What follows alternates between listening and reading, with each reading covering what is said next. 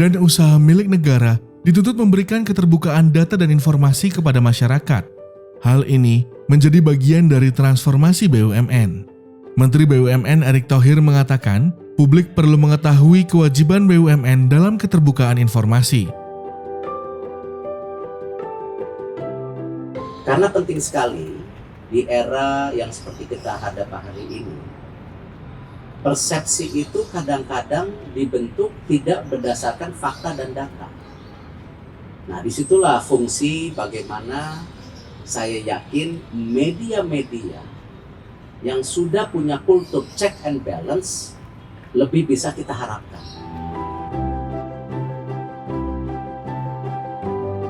Melalui jelajah BUMN, Tim Bisnis Indonesia memotret sejumlah capaian transformasi BUMN, mulai dari aspek digitalisasi, pemberdayaan UMKM dan ekonomi desa, hingga kampanye penggunaan energi bersih. Kegiatan ini adalah untuk melihat secara langsung di lapangan tentang kiprah dari BUMN di seluruh pelosok Indonesia yang nantinya akan menjadi rute daripada jelajah ini.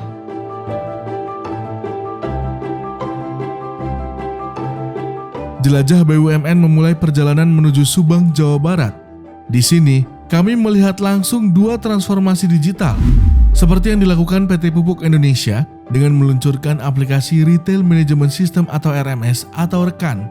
Aplikasi ini dapat membantu penyaluran pupuk bersubsidi menjadi lebih tepat sasaran dan mempermudah distribusi. Transformasi digitalisasi juga dilakukan PT Bank Mandiri Persero Tbk dengan mengembangkan digitalisasi cabang melalui Smart Branch di Bank Mandiri Cabang RE Marta Dinata, Kota Bandung. Melalui transformasi ini, hampir semua pelayanan dilakukan dengan teknologi dan paperless.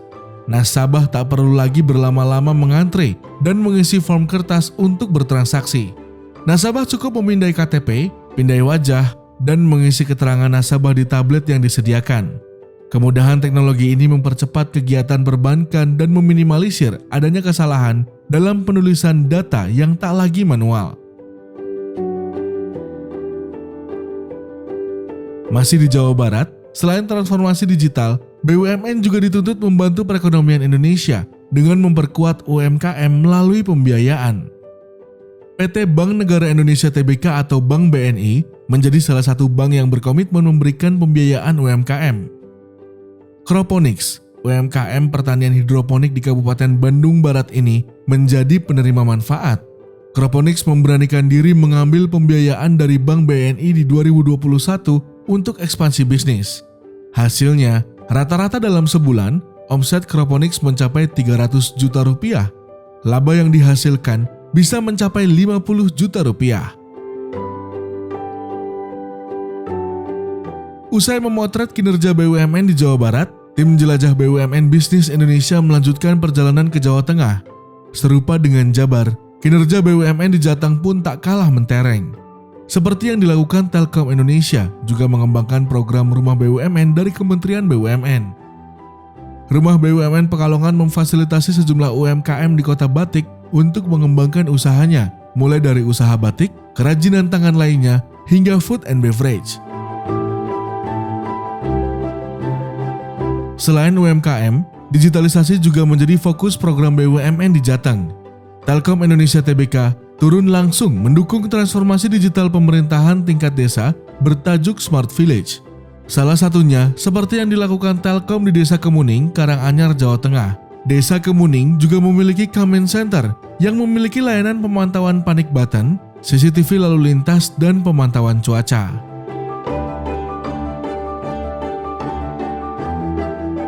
Tak hanya digitalisasi desa, sentuhan kehadiran BUMN juga terasa dalam mendorong ekonomi desa. Peran BUMN dihadirkan melalui program Balai Ekonomi Desa atau Balkondes. Salah satu Balkondes yang berhasil membuktikan eksistensinya adalah Balkondes Karangrejo yang merupakan desa wisata binaan PT PGN Tbk Subholding Pertamina. Balkondes Karangrejo Borobudur, Magelang mengembangkan konsep desa wisata berenergi ramah lingkungan. Di kawasan ini, energi yang digunakan diantaranya pembangkit listrik tenaga surya atau PLTS dan jar gas untuk operasional wisata desa seperti homestay, restoran, hingga rumah warga.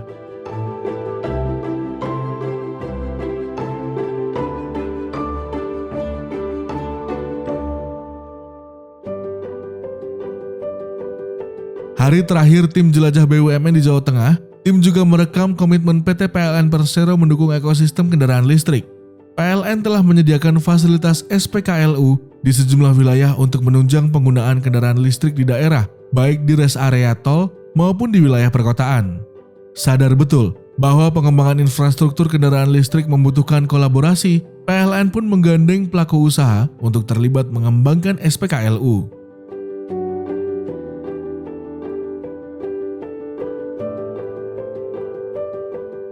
Beralih di bidang infrastruktur, PT Adikarya Persero Tbk mengejar pengerjaan tol Solo Jogja Seksi 1.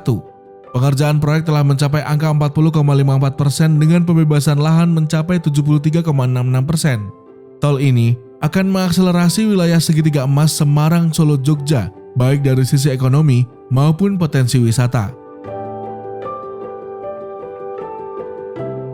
Perjalanan jelajah BUMN pun kami lanjutkan ke Jawa Timur.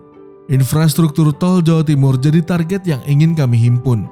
Salah satu tol yang kini menjadi prioritas adalah tol yang dibangun PT Waskita Karya Tbk. Emiten BUMN ini telah menyiapkan diri untuk mengoperasikan 2 ruas tol yang akan siap digunakan secara fungsional pada akhir tahun. Pengerjaan tol Pasuruan Probolinggo seksi 4 ruas Leces Gending terus dikebut dengan progres pengerjaan 65%. Hadirnya ruas tol ini akan meningkatkan pergerakan ekonomi wilayah timur Jawa dan Bali.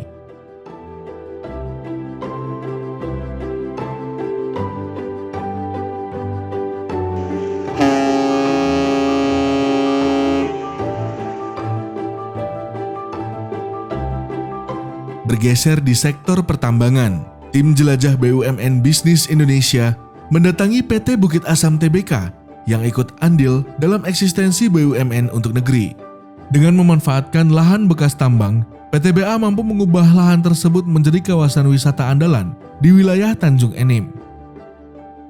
2 lokasi telah direvitalisasi dan kawasan pertama area bekas tambang ini dialihfungsikan menjadi kawasan hutan kota.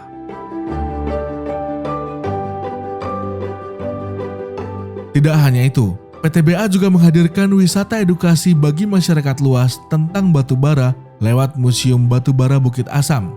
Museum ini baru diresmikan pada 2021 lalu.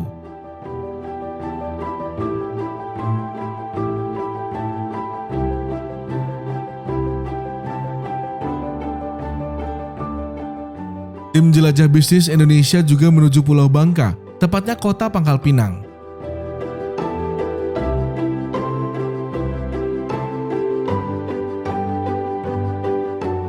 Di sana, tim jelajah menyambangi kawasan revitalisasi tambang timah yang dimiliki oleh PT Timah Tbk.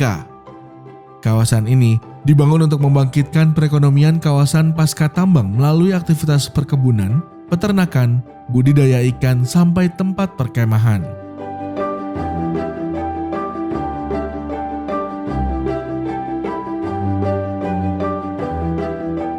Program jelajah BUMN Bisnis Indonesia telah melewati rute perjalanan mulai dari Jawa Barat, Jawa Tengah, Jawa Timur, Sumatera Selatan, hingga Bangka Belitung. Transformasi BUMN terbukti telah juga dirasakan oleh masyarakat. Hal ini perlu terus dikawal mengingat begitu vital peran BUMN untuk ekonomi Indonesia.